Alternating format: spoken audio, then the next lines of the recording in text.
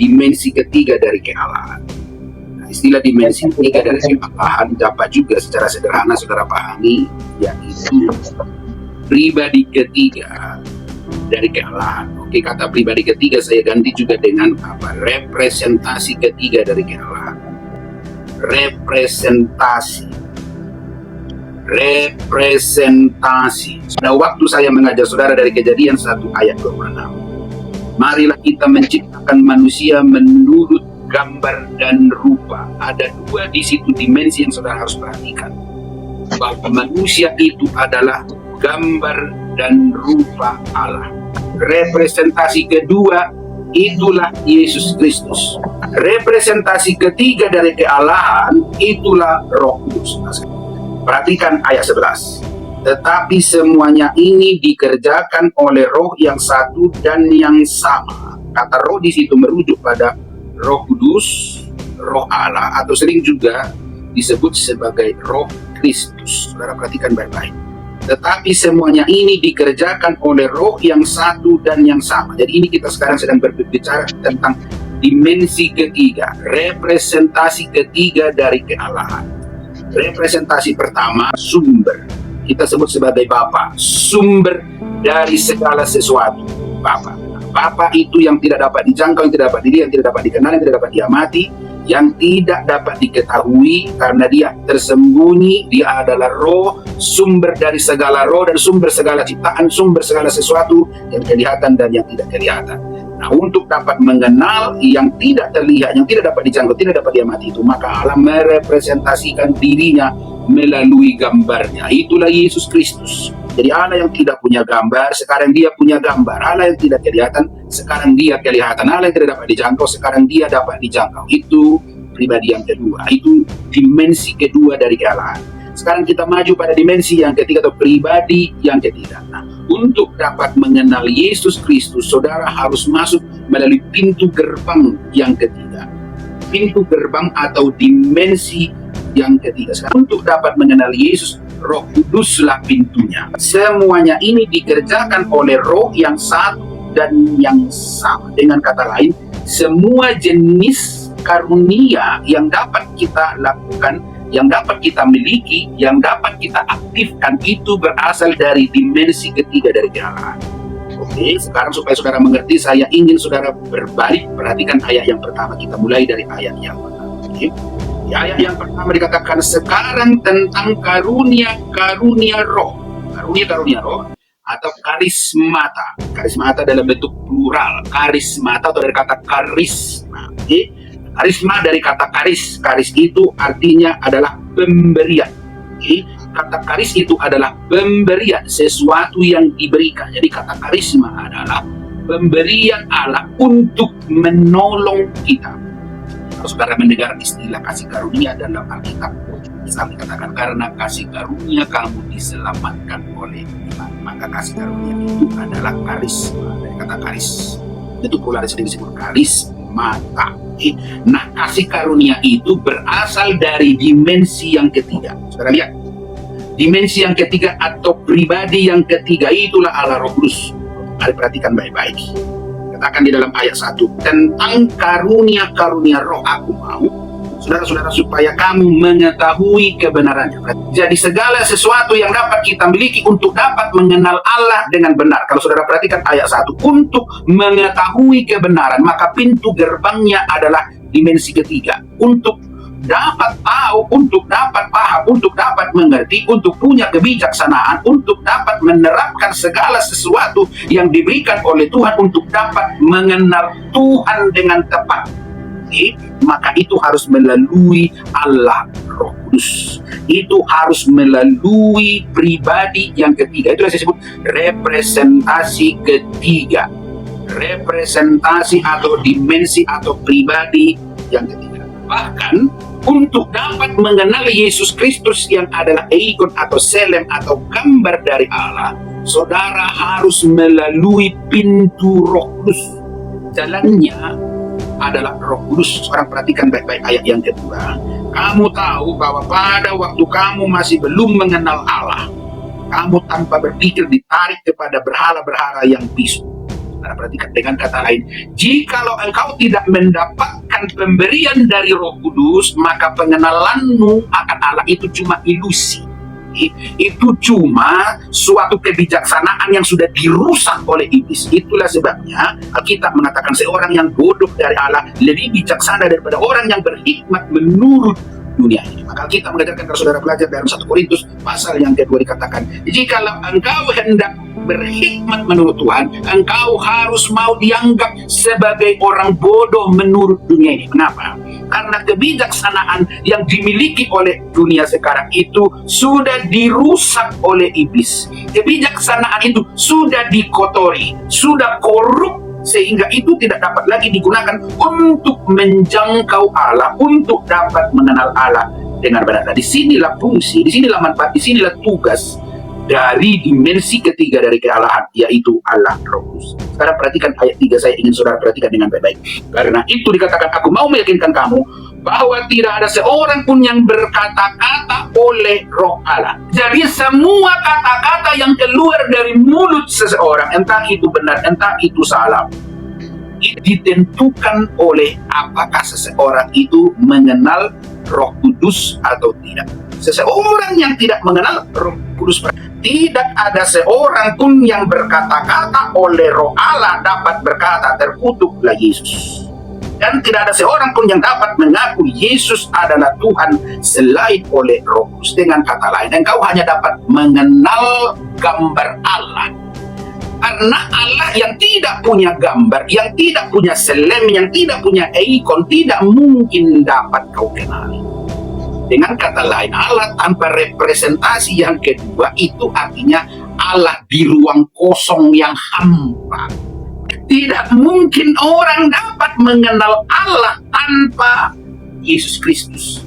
Karena tanpa Yesus Kristus, maka Allah itu tidak disertai dengan ciptaan. Tidak ada berbagai jenis ciptaan, baik yang kelihatan, baik yang tidak kelihatan, baik yang di surga, baik yang di bumi, baik berbagai jenis makhluk yang dapat kita sebut sebagai creation, ciptaan Tuhan. Itu hanya dapat ada melalui perwujudannya. Itulah yang disebut sebagai ikon dan karakter Allah. Pada waktu saudara baca dalam Ibrani pasal 1 ayat 3, maka disebut bahwa Yesus Kristus dialah gambar wujud Allah. Poin pertama, gambar wujud Allah.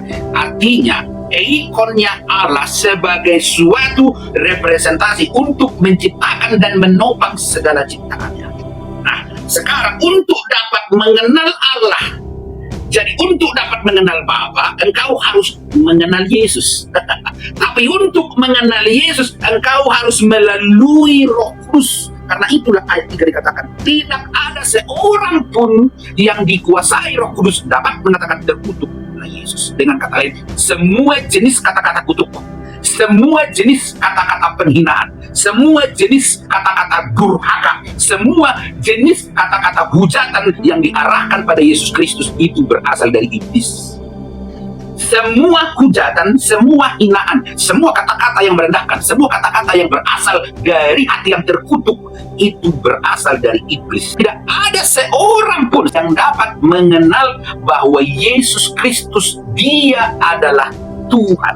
Jadi Roh Kuduslah pintu untuk dapat mengenal Tuhan Yesus. Nah, sekarang kita perhatikan berbagai pemberian dari Roh Kudus untuk dapat mengenal Tuhan dengan benar. Yang keempat, lihat, ada rupa-rupa karunia tetapi satu roh. Saudara kalau punya blue point, catat di situ kata pertama adalah karis atau karisma atau karismata.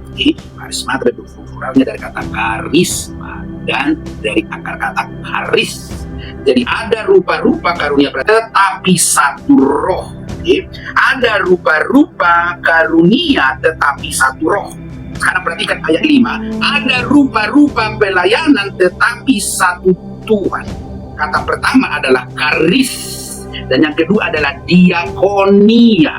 Ada rupa-rupa pelayanan. Kata pelayanan adalah diakonia. Dengan kata lain, berbagai bentuk pelayanan yang diberikan seseorang untuk Tuhan. Apapun.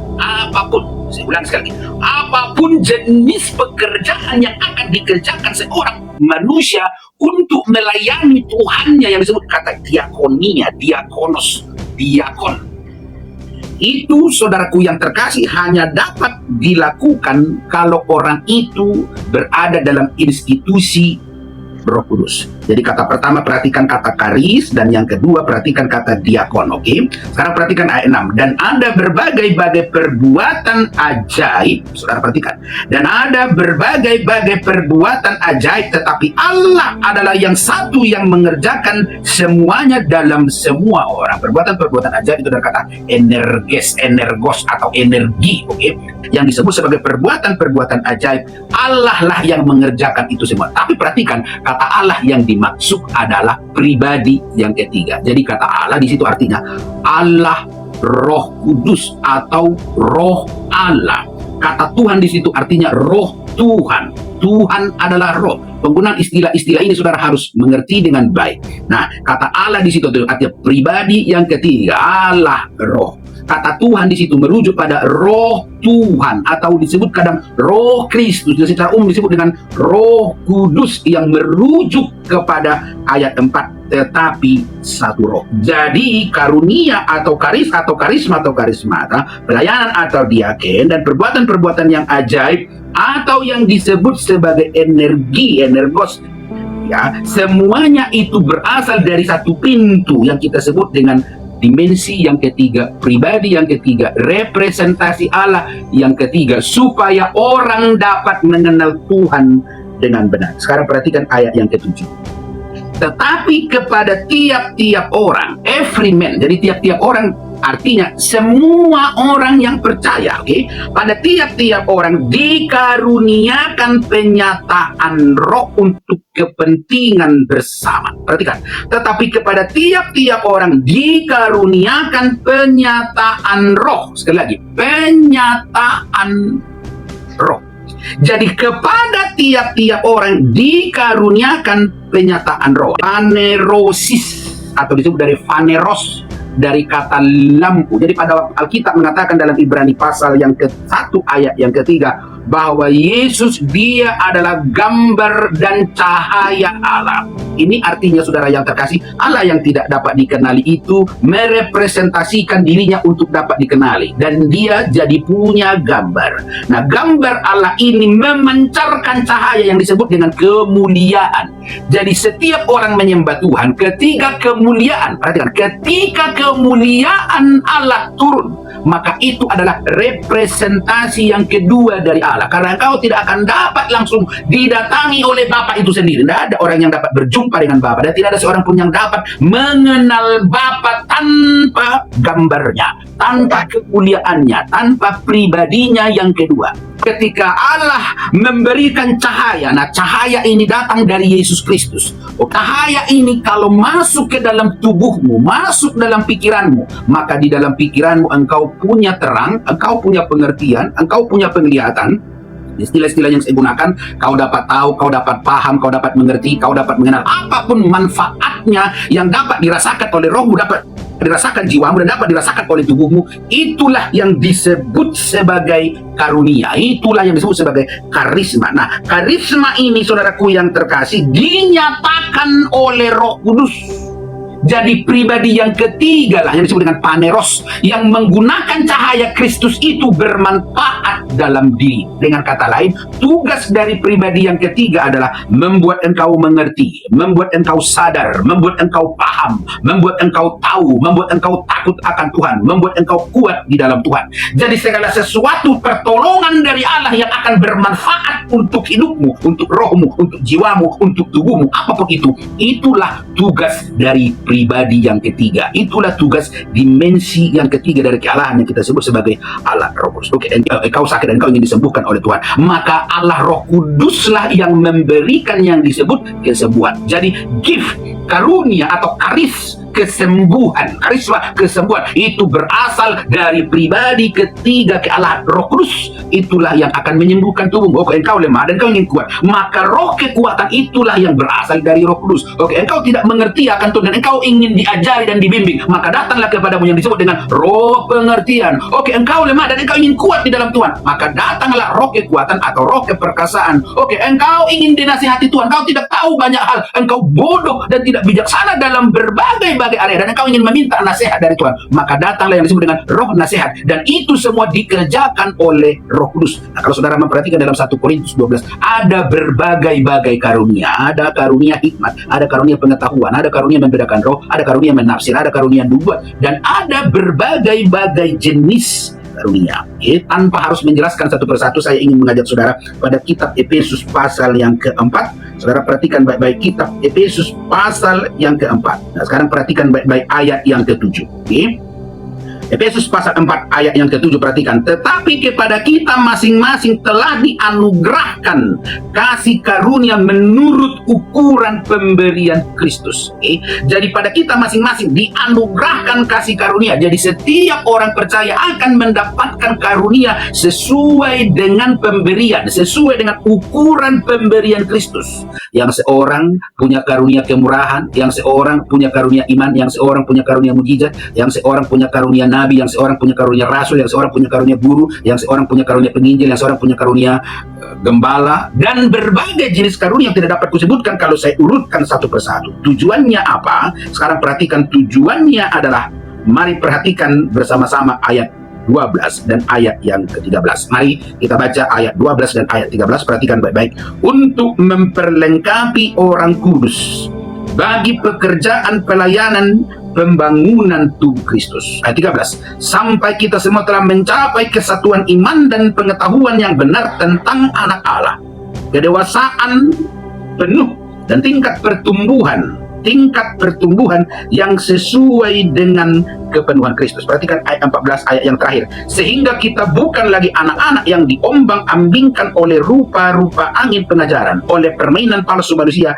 dalam kelicikan mereka yang menyesatkan. Dengan kata lain, manusia tanpa dikuasai oleh Roh Kudus adalah makhluk-makhluk yang licik, makhluk-makhluk yang penuh dengan tipuan. Kenapa? Karena makhluk ini sudah jatuh dalam dosa, sudah dikuasai oleh kejahatan. Oke, sekarang kita boleh menjawab beberapa pertanyaan yang diajukan. Ibu Guru Aritonang mau tanya, Pak Pendeta, apakah seseorang bisa memiliki lebih dari satu karunia? Dapat, Ibu. Nah, sekarang perhatikan, Ibu, ayat yang ke-7 dalam 1 Korintus pasal yang ke-12. Tetapi pada tiap-tiap orang. Perhatikan, Ibu, pada tiap-tiap orang. Itu artinya, kata tiap-tiap orang di situ artinya merujuk pada semua orang. The manifestation of the Spirit is given to every man. Every man. Jadi pada semua orang, perhatikan Ibu baik-baik, dikatakan dikaruniakan penyataan roh. Artinya semua orang dapat memiliki 2, 3, 4, 5, 6, 7 untuk kepentingan bersama. Sama seperti saya contoh, saya punya karunia mengajar. Saya juga diberikan Tuhan karunia kesembuhan. Pada saya juga diberikan Tuhan karunia pengetahuan pada titik tertentu, pada batas tertentu. Jadi kepada setiap orang sesuai dengan kepenuhan Kristus, maka karunia itu akan bertambah-tambah. Tetapi tujuannya adalah untuk membangun jemaat. Contoh, saya kasih tahu pada Ibu, yang seorang memiliki karunia iman, yang seorang memiliki karunia kemurahan. Nah, ini bisa pada waktu bersamaan dalam pelayanan yang disebut diakonia. Ketika kita melayani di gereja atau di tempat orang percaya, maka pada waktu itu bisa berfungsi 2, 3, 4 karunia sekaligus. Pertama, tiba-tiba ketika ada di antara jemaat yang sakit, dan kalau orang itu ingin disembuhkan, maka harus datang penyataan. Penyataan itu disebut paneros, atau dalam bahasa Inggris disebut manifestasi. Maka tiba-tiba datang wahyu atau penyataan pada Ibu, dan diberikan karunia pengetahuan untuk mengetahui apa yang terjadi yang menyebabkan Ibu itu sakit. Kalau ada orang sakit di jemaat, Kalau penyakit itu disebabkan karena satu dua hal yang tidak diketahui, maka harus datang manifestasi, harus datang penyataan. Nah, untuk kepentingan orang percaya kepada yang seorang pada waktu bersama itu dapat diberikan. Setelah Tuhan memberikan karunia pengetahuan, maka tiba-tiba juga Tuhan dapat memberikan karunia kuasa atau karunia iman.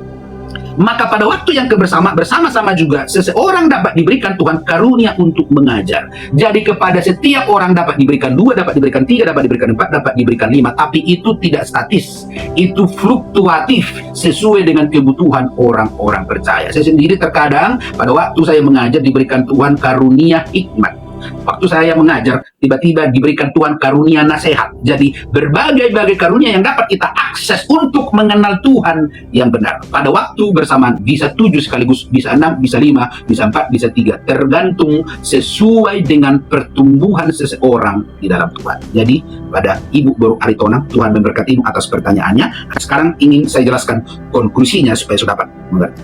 Jadi engkau tidak dapat mengenal Bapa tanpa Yesus Kristus, anaknya yang tunggal, pribadi yang kedua yang kita sebut gambar dari Allah, selem atau ikon dari Allah. Tetapi engkau juga tidak dapat mengenal gambar Allah ini, Yesus Kristus tidak dapat kau kenal tanpa Roh Kudus. Itulah sebabnya waktu kita baca tadi 1 Korintus pasal 12 ayat 3. Tidak seorang pun yang dapat mengenal Yesus yang adalah Tuhan tanpa Roh Kudus.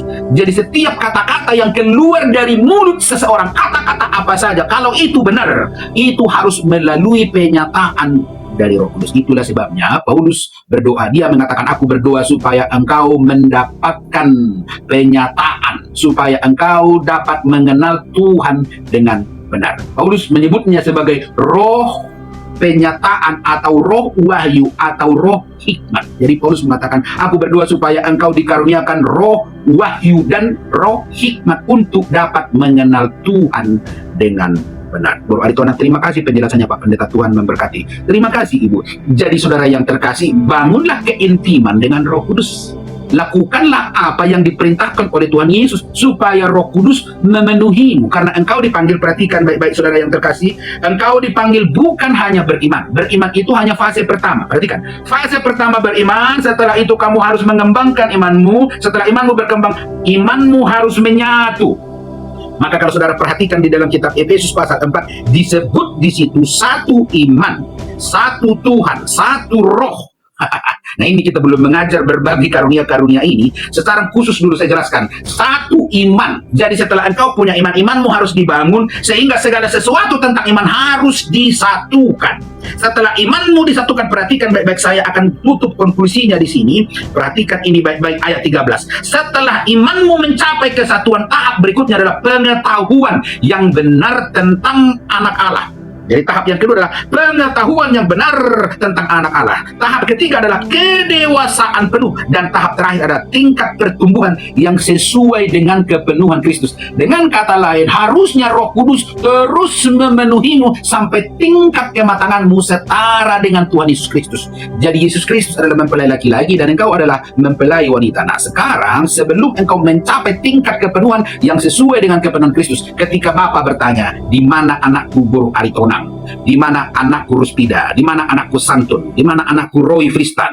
Di mana anakku Monalis? Di mana anakku Berta Sinambela? Maka Yesus Kristus menyembunyikanmu dari Bapa sampai engkau mencapai kesempurnaan. Karena ketika engkau belum layak, yang layak itu adalah mempelai wanita. Ketika engkau membasuh, membersihkan bajumu yang kotor dan engkau memakai kain lenan halus, artinya engkau mencapai tingkat terakhir dari fase pertumbuhan imanmu. Barulah Yesus Kristus akan memperkenalkanmu kepada Bapa. Sebelum itu Tuhan Yesus tidak akan memperkenalkan. Kenapa? Masih ada berbagai-bagai dosa dan kelemahan yang belum dibereskan di dalam diri. Dengan kata lain, Tuhan masih mengampuni dosa-dosamu, Tuhan masih menutupi. Dan ketika Bapa bertanya, di mana anakku Baru Aritonang? Lalu ketika Tuhan Yesus mengatakan, darahku sudah menebus mereka, darahku sudah mengampuni mereka, maka Tuhan hanya melihat darah anaknya, belum melihat. Oleh karena itu, sekarang kerjakan pekerjaan imanmu, kerjakan sempurnakan keselamatanmu. Apapun yang kurang dalam perjalanan pekerjaan imanmu, sempurnakanlah itu, supaya pada akhirnya engkau dapat mencapai pertumbuhan yang sesuai dengan kepenuhan Kristus. Itulah target, itulah panggilan orang-orang percaya. Jadi engkau tidak dipanggil Tuhan hanya sekedar percaya, oh aku orang percaya, dan engkau tidak hidup dalam kekudusan, engkau tidak hidup dalam kesucian, engkau berkubang dengan dosa, engkau tidak dapat menjaga mulutmu, dan engkau tidak tahu ada berbagai-bagai karunia yang harus kamu manfaatkan untuk membangun hidupmu di dalam Tuhan. Nah, seperti kukatakan, dimensi ketiga dari kalangan Allah Roh Kudus, bangun dirimu, bangun hubunganmu dengannya. Jangan buat dia berduka, jangan buat dia murka, jangan sakiti dia, karena suatu saat ketika dia sudah berulang-ulang menegurmu, menasihatimu, dan kau tidak mengindahkan nasihatnya, dia akan meninggalkanmu dan dia akan segera melupakan. Karena itu bertobatlah sungguh-sungguh, ambil kesempatan, gunakan waktu yang sisa-sisa ini, bangun hubungan sampai engkau dipenuhi Roh Kudus sesuai dengan tingkat kepenuhan Kristus, dan akibatnya engkau berbuah-buah lebat. Dan aku percaya semua orang yang mendengar firman pagi hari ini, mereka sudah berbuah. Tapi masalahnya, apakah kita sudah berbuah lebat? Itulah target kita. Dan aku berdoa kita semua berbuah-buah lebat. Katakan amin. Nah, mari kita berdoa, katakan, terima kasih Bapa, engkau memberikan anakmu yang tunggal kepada kami. Dan buka mulutmu, katakan, terima kasih Yesus Kristus, engkau memberikan Roh Kudus untuk dapat mengajar kami, untuk dapat membimbing kami. Katakan, terima kasih Roh Kudus, engkau mengampuni kami, engkau memberikan kami roh pengertian, engkau memberikan roh hikmat. Buka mulut saudara, sekarang dengarkan apa yang dikatakan oleh imajinasi, manfaat, benefit yang kau dapatkan dari Roh Kudus. Katakan terima kasih. Terima kasih buat kesembuhan, terima kasih buat pemulihan, terima kasih buat teguran, terima kasih buat bimbingan, terima kasih buat segala sesuatu kasih karunia, berbagai macam-macam pemberian yang kau berikan pada kami untuk dapat kami mengenal Bapa dengan benar. Katakan terima kasih Roh Kudus. Sekarang berdoa bersama-sama, katakan, oh Roh Kudus, ampuni saya kalau selama ini saya tidak peka atas setiap teguran dan nasihat yang kamu ingatkan di dalam hati nuraniku. Mari berdoa, katakan, Roh Kudus, ampuni aku. Sekarang berikan kesempatan untuk aku dapat memperbaiki hubunganku dengan engkau. Katakan, apapun yang kurang, apapun yang berasal dari iblis yang menghambat hubunganku dengan engkau. Buka mulutmu sekarang, gunakan kunci imannya ada dalam mulutmu. Kuncinya ada dalam mulutmu, hidup dan matimu dikuasai oleh mulutmu. Sekarang gunakan perlengkapan senjata peperangan. Gunakan firman Tuhan yang disebut sebagai pedang roh, dan lindungi kepalamu yang disebut dengan ketopok keselamatan dari setiap imajinasi yang ditawarkan oleh iblis. Sekarang lawan dia, dan kuncinya ada di dalam mulutmu. Itu akan bermanifestasi. Dan sekarang rilis timeline waktunya. Katakan, dalam nama Tuhan Yesus, aku menolak setiap pikiran, aku menolak setiap siasat iblis di dalam pikiranku. Mari buka mulutmu, katakan, apapun semua jenis ilusi yang menyerupai realitas Tuhan, aku menolaknya. Katakan, aku menolak setiap tipu muslihat iblis, aku menolak setiap ilusi yang berasal dari iblis. Buka mulut saudara, katakan, aku menolak setiap tipu daya, rekayasa, apapun media yang digunakan oleh iblis. Katakan, aku menolaknya dalam nama Tuhan Yesus Kristus. Mari bersama-sama buka mulut saudara, katakan, dalam nama Tuhan Yesus, aku pulih oleh Roh Kudus, aku sembuh oleh Roh Kudus, aku merdeka oleh Roh Kudus. Sekarang perhatikan, apapun yang ditawan iblis dalam dimensi imajinasi dan pikiranmu, bebaskan dirimu dengan pedang roh dan gunakan imanmu. Buka mulutmu, perkatakan, karena ada kuasa di dalam ucapanmu. Katakan, aku bebas dalam nama Yesus, aku sembuh dalam nama Yesus, aku merdeka dalam nama Tuhan Yesus, aku pulih dalam nama Tuhan Yesus, aku berhasil dalam nama Tuhan Yesus, aku berkemenangan dalam nama Tuhan Yesus. Apapun yang dapat ku akses dari Tuhan untuk kemenanganku di dalam Tuhan, sekarang aku akses dalam nama Tuhan Yesus. Sekarang jenis penyakit apapun yang ditawarkan iblis atau yang sudah bermanifestasi dalam keluargamu, tolak itu semua. Sekarang buat timeline waktu yang baru. Buka mulutmu dan katakan, keluargaku pulihlah kalian, keluargaku sembuhlah kalian. Apapun penyakit yang berasal dari iblis di dalam keluargaku, aku perkatakan, hancurlah kuasa penyakit, hancurlah kuasa dosa, hancurlah kuasa setan dalam nama Tuhan Yesus. Aku perkatakan, anak-anakku pulih. Mari buka mulut saudara, perkatakan kata-kata nubuat, perkatakan pedang firman, kata-katakan ini dalam nama Tuhan Yesus. Anak-anakku sembuh, anak-anakku pulih, anak-anakku merdeka, anak-anakku berkemenangan. Katakan, masa depanku pulih, anak-anakku masa depan mereka pulih, keluargaku masa depan mereka berkemenangan. Tidak ada satupun rancangan dari iblis yang dapat merusak masa depan keluargaku. Tidak ada rancangan maut, kecelakaan yang berasal dari iblis yang akan dapat berhasil. Aku perkatakan, apapun jerat yang ditawarkan oleh iblis, apapun jerat yang akan coba disusupkan oleh iblis untuk perjalanan keluarga aku perkatakan gagal, aku perkatakan hancur dalam nama Tuhan Yesus. Semua orang yang berada dalam perlindungan dua siapaan hati dimanapun mereka berada, jarak tidak dapat membatasi kuasa doa. Aku perkatakan semua orang yang diizinkan Tuhan dilindungi, diselamatkan, dipagari melalui loh hati, aku perkatakan oleh bilur-bilur Tuhan Yesus. Tuhan memelihara kalian, Tuhan melindungi kalian, dan Tuhan memagari kalian dari setiap siasat pencuri, pembunuh, dan pembinasa. Dalam nama Tuhan Yesus Kristus kami berdoa dan mengucap syukur. Kita yang diberkati Tuhan, bersama-sama kami berdoa. Amin.